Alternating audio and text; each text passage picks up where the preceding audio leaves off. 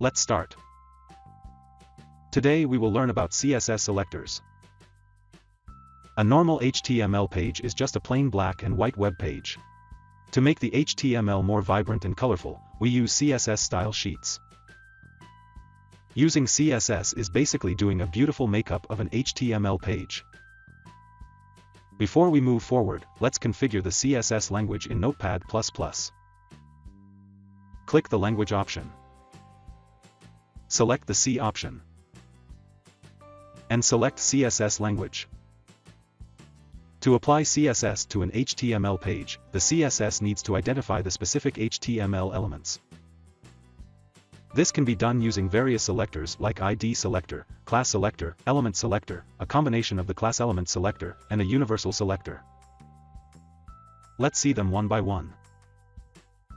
In the body tag, we have several paragraphs and div tags.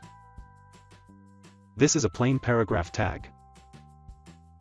This paragraph tag has an ID. This paragraph tag has a class. This div tag also has a class. Now an important point is that an ID of an element needs to be unique, multiple elements can't have the same ID name. But, a class name need not be unique, which means, multiple elements can share the same class name. So as you can see here, this paragraph tag and this div tag have the same class name. Let's add CSS style to these paragraph tags. For that, we have written a style tag inside the head tag. There are 3 different ways of implementing the CSS, this is one of them, and it is called internal CSS. We will see these ways in the next tutorial. First, we have written P, and set a CSS property called background color.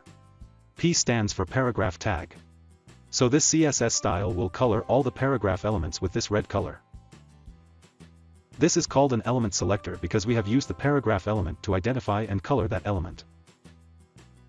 Then, we have used the ID name of this paragraph tag, and set its background color to blue. This is an ID selector because we have used an ID of a paragraph element to identify and color that element. We have to use a hashtag to use an ID. Then, we have used the class name of this paragraph tag, and set its background color to green. This is a class selector because we have used a class of a paragraph element to identify and color that element. We have to use a dot to use a class. Then, we have used the div.class name of this div tag, and set its background color to yellow. This is a combination of an element and class selector because we have used an element as well as a class of a div element to identify and color that element. If we had just used the class name here, then this div tag and this paragraph tag have the same class name, so to distinguish between them, we need to use the div.class name, so that we could tell CSS that select so and so class name of so and so element. And finally, this is the universal selector. It is denoted by an asterisk or a star symbol. This selector will change all the available elements' text colors to white. Let's run this code in a browser. So as you can see, we have used various CSS selectors to select and apply CSS on various HTML elements.